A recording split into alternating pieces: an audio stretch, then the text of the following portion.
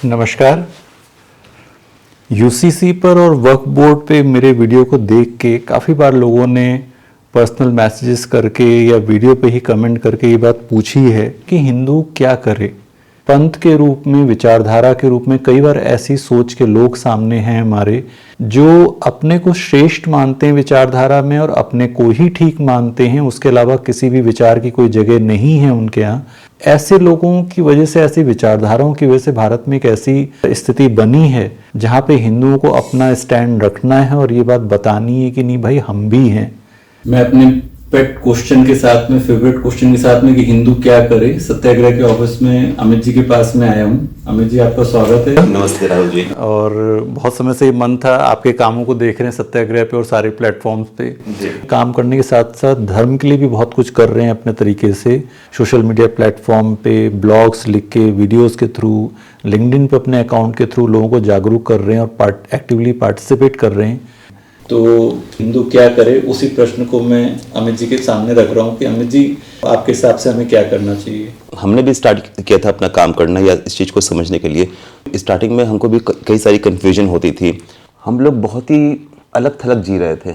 मतलब कि हम लोग पॉलिटिकली किसी को भी एक्टिव होना बहुत ही बुरी बात समझी जाती थी। हम लोग पॉलिटिक्स को समझते थे कि एकदम कीचड़ है, चीज़ खराब है, इसके बारे में बात भी नहीं करना चाहिए।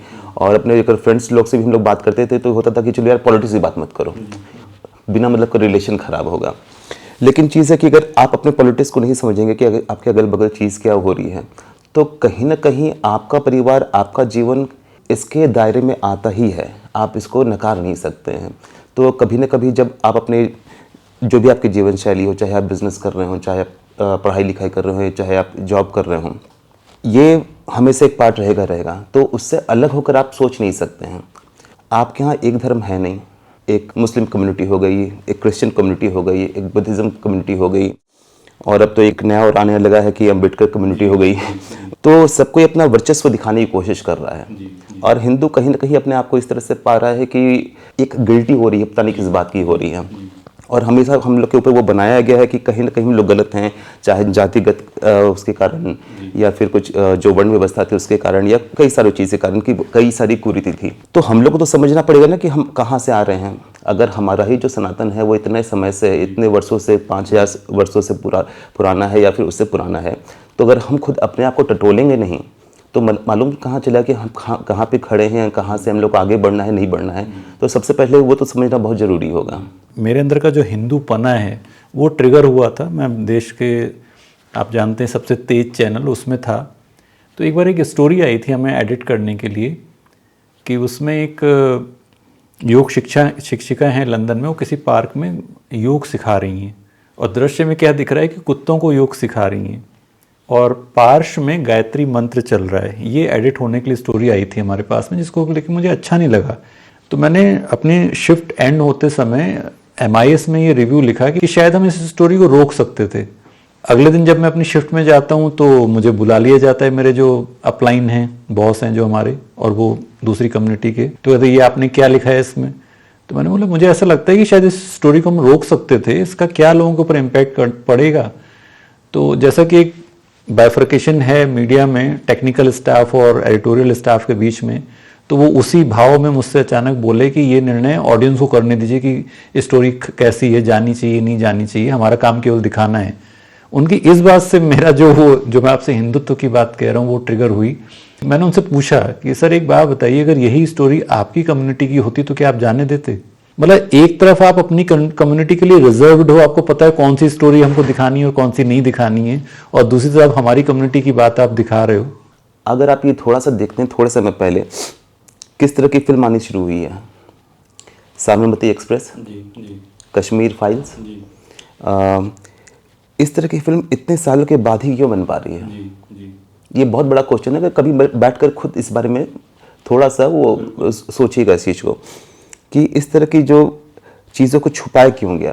1990 में अगर कश्मीरों के साथ इतना हुआ, मतलब कश्मीर पंडितों के साथ, और वो सच में अगर टेंट में रहे तो उन्होंने अपना जीवन कैसे व्यापन किया होगा या फिर कैसे अपने पैर पे खड़े हो पाए होंगे जब अपने सामने अपने बच्चों को, माता पिता को मरते हुए देखा होगा या फिर अपना घर छोड़कर, आलीशान ज़िंदगी छोड़कर वहाँ से भागना पड़ा। तो 10 साल पहले हम लोग ये क्वेश्चन नहीं पूछ पाते थे। अगर आपके पास अगर आपका कोई मुस्लिम मित्र बैठा हुआ है तो आप उससे ये पूछने से डरते थे कि भाई कहीं बुरा ना मान जाए कोई चीज़ है। लेकिन ऐसा क्या धर्म है कि अगर आप एक दूसरे से क्वेश्चन नहीं पूछ सकते हैं, एक दूसरे के बारे में जानने की कोशिश नहीं कर सकते हैं। हम इंग्लैंड में थे, वहाँ पे हम अपने कुछ दोस्तों के साथ, मित्रों के साथ, जो पाकिस्तान के थे, कासिफ करके था एक, आसिम करके था एक, तो उनके साथ हमेशा घूमते रहते थे। स्टार्टिंग में गए थे तो एक दिन क्या हुआ कि कुछ लोग आए, वो आए बोले कि भाईजान आपसे बात करनी है। तो हम भी थे, हम भी थोड़ा मुस्लिम लगते थे उस समय, थोड़ा दाढ़ी उड़ी रखे हुए थे। तो हम लोग कमरे में गए, वो लोग सब बैठ गए और उन्होंने कहा कि भाईजान आप लोग बाहर से पढ़ाई करने आए हो, पढ़ाई अच्छे से करो, यहाँ पे कोई दिक्कत हो, इनकी टैक्सी की सर्विस है, इनका होटल है, इनका कपड़े का वो है, इनके पास ग्रॉसरी मिलती है, इन चारों का नंबर लिखो। कभी भी कुछ भी चाहिए, पैसे भी चाहिए, इन्हें बताओ। तो एक लड़का जो विलायत गया, मतलब वो लोग बहुत अमीर घर से बिलोंग करते हैं, लेकिन अगर हमको वहाँ पे हैं और हमारे पास पैसा उस समय नहीं है, अगर हमको कोई आके ये बोले कि बेटा देखो हम लोग 4 लोग हैं, कोई जरूरत पड़े, तो एक बहुत बड़ी ढांढस मिल जाता है। तो उन्होंने बताया करो, बस एक काम करना, जुम्मे आया करो। तो बोले तो तुम आओगे? हाँ तुम आओगे। हाँ, हमसे पूछा तुम आओगे? हम कहे हम तो नहीं जाते ना, हम हिंदू हैं। तो चुप हो गए, फिर सब अपनी बात और तक निकल गए। लेकिन थिंग इज कि वो खोज कर कि नए लड़के आए हैं, उनके पास गए, उनको बताया कि हम हैं तुम्हारे लिए, और वो जुम्मे जाके वहाँ मिलते हैं। तो वो कहीं भी हैं दुनिया में, चाहे यहाँ पे हैं, चाहे इंडिया में हैं, चाहे आपके बगल में कोई कॉलोनी में बच्चे रहते हों, वो जुम्मे में जाकर लोगों से मिलते हैं। तो उनके पास 500 लोग, 1000 लोग हमेशा मिलने के लिए है, उनके पास एकता है। जबकि ये सिनेरियो हमारे साथ नहीं है। स्टार्टिंग में हमको भी बहुत अजीब सा लगता था, लेकिन था कि कुछ चीज़ों को हम लोग क्या करते हैं, खोजते चले गए, पता चलता चला गया और इन्फॉर्मेशन आती गई, तो हाँ लग रहा था चलो सही रास्ते पे चल रहे हैं। लेकिन आज हम लोग के पास जैसे एक सत्याग्रह करके एक तो वेबसाइट चलाते ही हैं, साथ में एक टेलीग्राम न्यूज़ चैनल भी है, तो उसमें कम से कम 5-6 लोग हैं। तो लोग इकट्ठा होना शुरू हुए वहाँ पे, लोग इस बारे में बातें होती हैं। उसी तरह करके एक सनातन इकोनॉमिक्स करके हमने स्टार्ट करा, तो वहाँ पे पूरे मतलब विश्व भर से, मतलब ऑस्ट्रेलिया से, न्यूयॉर्क से, इंग्लैंड से, मतलब हर जगह से लोग वहाँ पे हैं और इस बारे में काफ़ी हम लोग सार्थक बात करते हैं। तो लोग इकट्ठे होते हैं, तो अब लोग इकट्ठे हो रहे हैं। यहाँ नोएडा में आपका ऐसे मित्र हैं जो फिर हम लोग सिर्फ इसी चीज़ के कारण मिले और अब साथ में काम कर रहे हैं। तो बस वही होता कि आगे तो बढ़ना पड़ता है, आप कदम आगे बढ़ाइएगा तो कहीं ना कहीं कोई ना कोई सेम चीज़ सोच रहा है, उसको भी होता है कि इस तरह का साथी चाहिए, फिर मिल जाते हैं।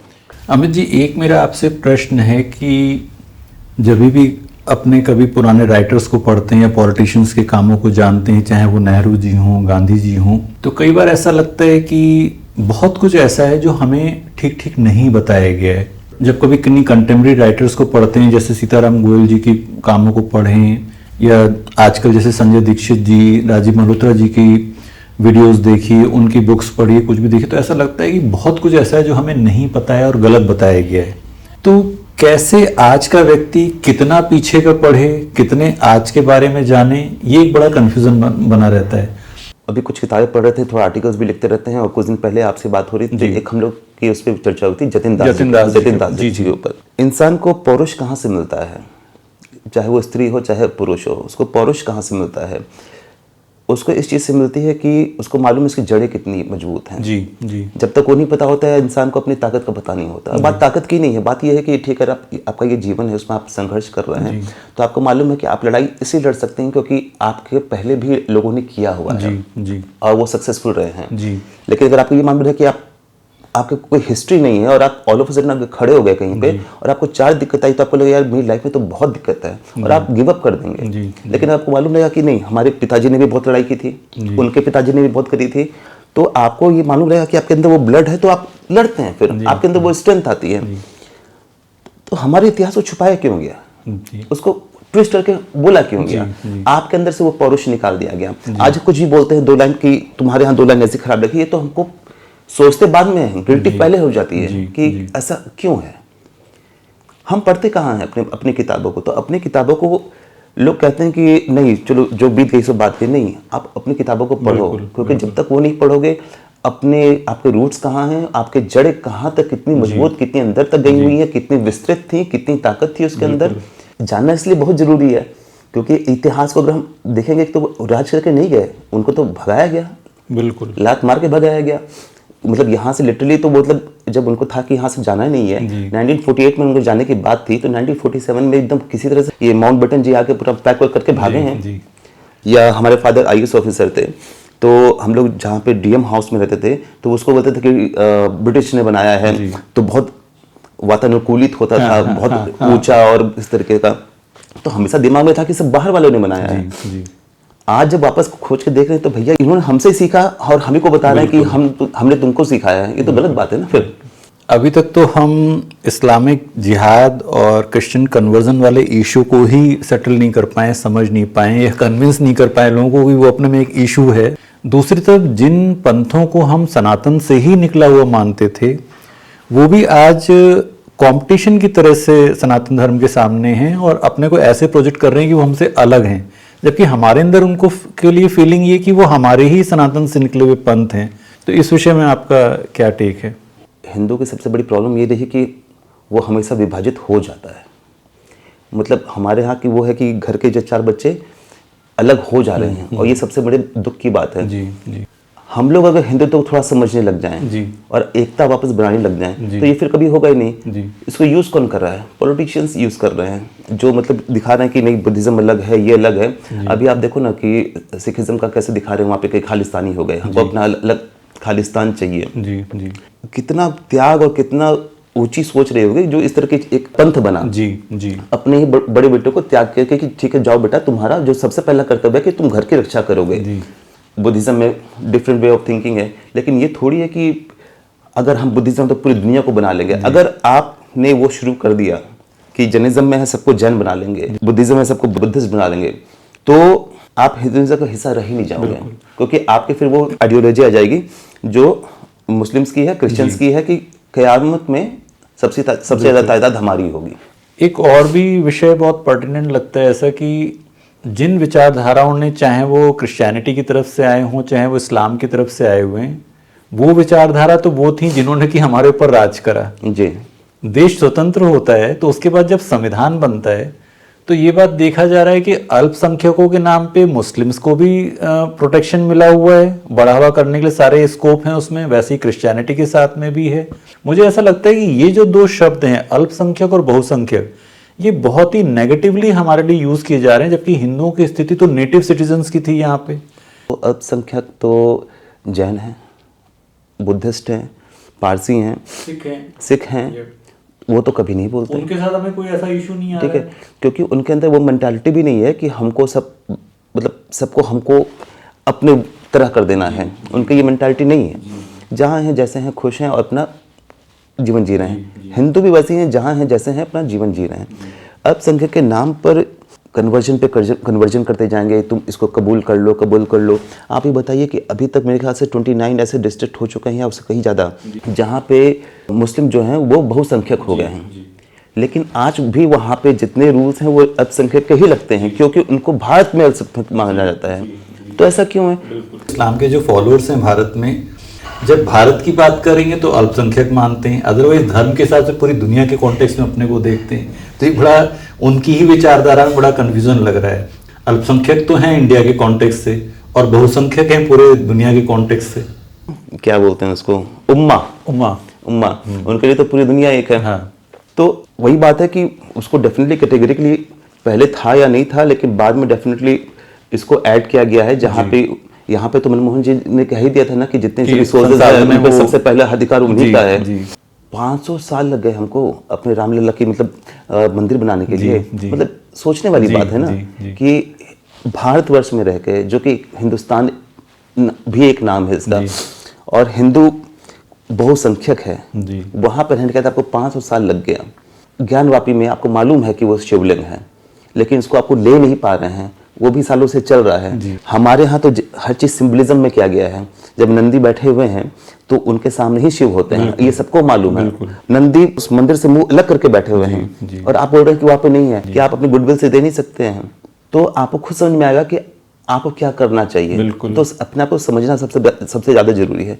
अगर सही में माना जाए तो हम लोग बच्चे वाले हिंदुत्व हैं कि 5 साल हुआ, 4 साल हुआ, 10 साल, 7 साल हुआ, मुश्किल से अपने बच्चों को जितनी वीर कथाएं हैं उनको सुनाइए, समझाइए कि कितनी बड़ी संस्कृति रही है। अपनी किताबों को वापस निकाल के पढ़ना शुरू कीजिए। रामायण हो गई, चाहे महाभारत हो गई, चाहे गीता हो गई, चाहे वेद हो गए। अभी जैसे हम और आप मनुस्मृति पे काम कर रहे हैं, क्यों कर रहे हैं? हम अपना मोबाइल देख रहे हैं और लोग वहाँ दिख रहा है कि लोग उस पे से सिगरेट जला रहे हैं, लोग उसको नीचे जला कर चिकन बना रहे हैं। भाई अगर तुम्हें नहीं पसंद है तुम वो बात कहो, तुम क्यों अपमान कर रहे हो? तो हम लोग को वो पढ़ने की जरूरत पड़ी कि हाँ भाई क्या उसमें ऐसा लिखा है कि हम लोग भी तो पढ़ा जाए, तो समझा जाए। हमें तो 75 साल में ये बात बताई गई कि ये देश जो है वो संविधान से चलता है, और अभी हाल ही में ये बात पता चल रही कि नहीं, मनुस्मृति के फलाने श्लोक क्रिटिकल हैं और उसकी वजह से सनातन उनके साथ ऐसा रहा है और उसकी वजह से हिंदुओं ने उनके साथ में ये करा है। और अगर आप देखिए भी तो कोई ऐसी बात नहीं निकल के आती कि मनुस्मृति की कोई भी एक चीज, कोई एक पॉइंट, कोई एक बात, कोई एक नियम भारत के संविधान में उसको जगह मिली हो, या भारत का संविधान उसको पूरे देश के ऊपर लागू करता हो, या भारत का कोई भी भारतीय मनुस्मृति की किसी भी बात को मानने के लिए बाध्य हो। ऐसी तो कोई बात भारत के संविधान में है नहीं। एक भी आप श्लोक लेके पढ़ देते हो, बोलते हो ये चीज खराब है। अगर आप रामायण को हम लोग यहाँ से शुरू करें कि एक लड़की आई और राम जी को देखी, बोली मैं आपसे शादी करना चाहती हूँ। तो राम जी बोले मैं शादीशुदा हूँ, तुम लक्ष्मण के पास जाओ। लक्ष्मण के पास गई और उसने नाक काट दिया। अगर हम लोग शुरू यहाँ से करें तो इसमें तो विलन तो हमको लक्ष्मण दिखाई देंगे। बिल्कुल। आप कॉन्टेक्स्ट समझना नहीं चाहते हैं, आप पूरी चीज को पढ़ना नहीं चाहते, एक चीज को कहीं से भी निकालेंगे तो वहां से तो आपका पर्सपेक्टिव कहीं, मतलब पॉइंट ऑफ व्यू कुछ भी बदल सकता है। थोड़ा हम लोग को समझने की जरूरत पड़ेगी कि क्या 1000 साल पहले भी ऐसा हो रहा था, या ये कुरीतियां आई कब? जैसे आप सती प्रथा की बात बताते हैं, तो सती प्रथा तो कभी हमारे थी ही नहीं।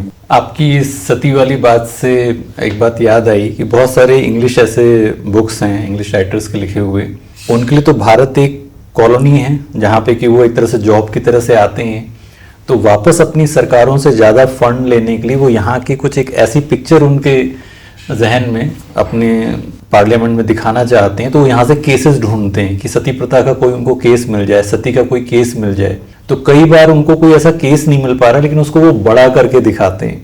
तो मुझे कभी कभी लगता है कि जो हम नैरेटिव के वॉर में इस समय यहाँ पे उलझे हुए हैं, कई बार ये कोई नया ट्रेंड नहीं है, ब्रिटिशर्स शुरू से ही ऐसा करते रहे, कोई ना कोई कहानी ईजाद करके उसके बाद वापस वहां पे करना, कहानी बनाना और फंड लेना उससे। बिल्कुल। एक बार हम कॉलेज में थे, तो एक हम लोग के पास हुआ एक कोई वर्कशॉप करने के लिए। तो उन्होंने बोला कि चीज़ें दिखती कैसे हैं। हमने क्या किया कि एक रूल बनाया कि जो भी अपना बेल्ट नहीं पहनेगा तो उसको 500 रुपये फाइन होगा। तो आंकड़ा ये निकला कि बेल्ट पहनने के बाद सिर्फ 1400 एक्सीडेंट हुए, जिन्होंने नहीं पहना वही हुए। तो कोई चीज आप आंकड़ा उस समय निकाल रहे हो, उससे पहले आपने निकाला था कभी? बिल्कुल। उससे हो सकता है कि ज्यादा एक्सीडेंट हो रहे हो, कम हो रहे हो। तो आप कोई चीज जब आंकड़ा निकालते हो तो उससे पहले इतिहास चल रहा होता है, उससे पहले रुका नहीं होता है, वो कोई ऑल ऑफ सडन एक नया आविष्कार नहीं होता है। तो वही चीज है, अगर आपने धर्मपाल की एक बुक है अ ब्यूटीफुल ट्री, और इस पे बनारस के डीएम थे, उन्होंने काफी स्टडी करा हुआ है और ये बहुत प्यारी बुक है। इसमें अगर आप जाके देखेंगे तो पूरा स्टैटिस्टिक लिखा हुआ है कि 7,32,000 या 33,000 गुरुकुल थे, जहाँ पे हर एक गांव में अपना उसका एक गुरुकुल हुआ करता था, और जहाँ पे शिक्षा लेने वालों की जो संख्या थी वो ब्राह्मणों से ज्यादा ही और हर एक वर्ग की थी, हर एक वर्ग की उनसे बहुत ज्यादा थी। तो ये तो बात एकदम झूठ हो जाती है कि हमने मतलब कि ब्राह्मणों ने वंचित रखा है इस पढ़ाई से या फिर उस पढ़ाई से। ऐसा बिल्कुल था ही नहीं। जो भगवान ने गीता में श्लोक कहा है, जहाँ पे उन्होंने वर्ण व्यवस्था की बात कही है कि मैंने गुण और कर्म के संयोग से ये 4 वर्ण बनाए हैं। अगर उस श्लोक में वर्ण व्यवस्था वाली बात को 1 मिनट के लिए किनारे रख दें और सिद्धांत को पकड़ लें कि जो भी समाज में कोई कुछ जो कुछ कर रहा है वो गुण और कर्म के संयोग से कर रहा है, तो कोई भी व्यक्ति जो आज किसी छोटे प्रोफाइल पे, सपोज कोई पियून है, सिक्योरिटी गार्ड में है, हाउसकीपिंग वाला है, कोई भी बंदा है, उसके जो कैरेक्टर हैं, गुण हैं उसके, और जो उसने अपने ऊपर काम करा हुआ है, जो उसने योग्यता अचीव करी, उस हिसाब से उसका वो प्रोफाइल है। ऐसे ही बड़े पद पे भी जो है वो उसके अपने गुण और कर्मों के कारण है। तो भगवान की बात के अगर सिद्धांत को भी उठाएं तो कोई भी गुण और कर्म के सहयोग से निचले पद पे जा सकता है और अपने गुण और कर्मों पे काम करके ऊंचे पद पे जा सकता है। बिल्कुल, वो फ्लूइड सिस्टम है। अब उसमें कल पियोन अगर ये एक अपना यूनियन बना दे जी। अब बोले हमको पियोन क्यों बोला जाता हाँ। है, ये तो हमको सीधे सीधे बेइज्जती है। बेइज्जती है हमारी। हम अगर आपका काम है चाय ले आना, फॉर एग्जाम्पल हमको चाय क्यों लाने के लिए बोला गया, जी। भाई आपने पढ़ाई उतनी करी है, जी। उससे ज्यादा आप मेहनत करते, बिल्कुल। आप आगे बढ़ते, आपने उतना ही करा है, आप वो काम कर रहे हैं, कहीं ना कहीं पे कोई ना कोई काम तो करेगा ही नहीं, करेगा। बिल्कुल। आप कहेंगे कि करेंगे ही नहीं क्योंकि हमारा वो अधिकार हमसे छीना जा रहा है, हमको प्रताड़ित किया जा रहा है, तो फिर तो बस बोलने या वाली। देश में कोई ऐसा नियम कायदे कानून हो कि कोई नीचे वाला जो काम कर रहा है जी। वो और कुछ नहीं कर सकता, वैसा भी कोई नियम नहीं है। बिल्कुल। समाज हमेशा बहुत ही न्यायिक रहा है इस स्तर पे। मतलब वो गुण और कर्म के संयोग से चाहे भले ही कोई ब्राह्मण हो, चाहे शूद्र हो, चाहे अंत्यज हो, चाहे कोई भी हो, लेकिन अगर उसने बड़े वर्ण में पैदा होके या कुल में पैदा होके उसने खराब काम किए तो समाज ने कभी भी उसको हाथों हाथ नहीं लिया है। और अगर वो निचले वर्ग का भी है और अच्छे काम करता है तो समाज हमेशा उसको हाथों हाथ लेने के लिए तैयार रहा है। जिसने अपनी योग्यता दिखाई, अपना मेटल शो करा, उसको समाज ने स्वीकार करा है हमेशा बिल्कुल से। बिल्कुल बिल्कुल। वो तो आप चीजों को कॉम्प्लिकेट करने के लिए या लोगों को वो करने के लिए, डिवाइड करने के लिए आप चीजों को हमेशा बताते रहो। बिल्कुल। आप ये बताओ ना कि लोग को कितना इजीली डिवाइड किया सकता है। अगर 4 लोग हैं यहाँ पे और इन चारों में से आप लड़ने गए और ये चारों बोले नहीं हम आपसे लड़ेंगे, तो आपकी हार निश्चित है क्योंकि चारों एकत्रित हैं। आपने कहा कि ठीक है, इसमें से जो 5 फीट का होगा, जो 5 फीट से नीचे का होगा, उसको हम लोग है ना साल का 2 लाख रुपए देंगे। जी। जिसका रंग ये होगा उसको हम इतना लाख रुपए देंगे। 2 आदमी आपने वही तोड़ लिया। बिल्कुल। आपने उसको कुछ एक लोभ दिखाया जी। और आपने उनको अलग कर लिया। तो विभाजित ऐसे ही क्या होता है कि आप ये कह रहे हैं कि ठीक है आपको इसका आरक्षण मिल जाएगा, आपको इसकी ये चीज मिल जाएगी, आपको उससे वो लाभ मिल जाएगा, तो ऐसा करके आपने हमेशा विभाजन किया है। तो आज जी हमारा पहला पॉडकास्ट था अमित जी के साथ में, और मेरे ख्याल से अमित जी आप भी ये बात मानेंगे कि हम इनएक्टिव तो नहीं रह सकते, किसी ना किसी तरह के डायलॉग में और डिस्कशन में हम लोग को इंगेज होना होगा। तटस्थ रह के केवल अपनी जॉब करके और अपने बिजनेस तक या अपने अपने जीवन के जो व्यक्तिगत काम हो उसमें रहते हुए हम किसी भी तरह से अपने धर्म का, समाज का या देश का कोई योगदान नहीं दे सकते उसमें। और केवल राजनीति में अपना वोट दे के हमें ऐसा लगे कि हमने अपना कंट्रीब्यूशन कर रहा है, वहां तक भी हमारा काम नहीं बनेगा। क्योंकि जो हमारे ओपोनेंट हैं या जो हमें पसंद नहीं करते या जो हमारे अगेंस्ट काम कर रहे हैं वो तो 5 साल में लगातार काम कर रहे हैं, वो केवल वोट देने तक सीमित नहीं है। इसमें एक चीज हम कहना चाहेंगे कि हमने एक स्टार्ट किया था टेम्पल मीट करके। जी जी। जिसमें हम करते क्या थे कि हम लोग 2 वीक में एक बार ट्यूसडे को या संडे को जो भी गए, 15 मिनट गए किसी अपने एक नज़दीक के मंदिर में और वहाँ पे हमने एक हनुमान चालीसा पढ़ लिया या फिर 5 मिनट गए बस आरती करके आ गए, जो भी चीज़ है। इससे क्या है कि अब हमको ये है कि हमारे बगल में 10 लोग हैं जो हम लोग मंदिर जाते हैं, वहाँ पे आ जाते हैं, एकता मिलती है। वहाँ के लोग को मालूम चलता है कि यहाँ पे लोग कौन कौन से हैं, किस तरह के हैं। अब जैसे हमारे बगल में एक हनुमान मंदिर है, वहाँ पे हम लोग जब जाना शुरू किए तो पता चला कि भाई कितने लोग आते हैं वहाँ पे। और ट्यूसडे को वहाँ पे 5-6 लोग, मतलब 5-6 अंकल हैं, वो आते हैं सिर्फ आके अपना वो बड़ा सा भगोना जी उसमें लाते हैं और खिलाते हैं खाना। And that feels so good. मतलब कि लोग कैसे एक्टिव हैं, तो वहाँ पे कितनी सेवा हो रही है ये तो हम लोग को मालूम ही नहीं चलता। घर में बैठे हम लोग नहीं रियलाइज करते हैं, लेकिन ऐसा हो रहा है। बिल्कुल। तो मंदिर अगर आपके बगल में है तो वो एक बहुत, मतलब आज तो हम लोग की काफी बात हो गई क्योंकि ये जो डिस्कशन है ये बहुत बड़ा डिस्कशन है जी। उसको इग्नोर नहीं करना चाहिए। आप वहाँ जाना शुरू कीजिए, महीना में 1 बार, महीने में 2 बार, अगर किसी को साथ ले जा सकते हैं तो लेकर जाइए और आप देखिएगा 2-3 महीने के अंदर फर्क पड़ेगा जी। मंदिर आपको एक शक्तिपीठ की तरह हो गया, मतलब, और इसको हम लोग मे बी नेक्स्ट टाइम बहुत अच्छे से वो इसमें डेवलप कर पाएंगे, लेकिन ये करना जरूर चाहिए। आज के वीडियो में हम लोगों ने बहुत सारे छोटे छोटे विषयों को थोड़ा थोड़ा लिया है, बहुत गंभीरता से तो नहीं लिया है, लेकिन फिर भी उसको टच करा है। जो लोग भी इसको वीडियो को देख रहे हैं, अगर आपको ऐसा लगता है कि आप इस डिस्कशन का हिस्सा बनना चाहते हैं, पार्टिसिपेट करना चाहते हैं, या कुछ सुझाव भी दे सकते या हैं। सुझाव दे सकते हैं। तो आपने ये वीडियो देखा, आपको बहुत बहुत धन्यवाद है। अमित जी, आपको बहुत बहुत धन्यवाद Amit ji. Thank you Rahul ji. Talk to you. Same here, thank you so much. मैं दर्शकों से तो यही चाहता हूँ कि वो भी पार्टिसिपेट करें इस डिस्कशन में।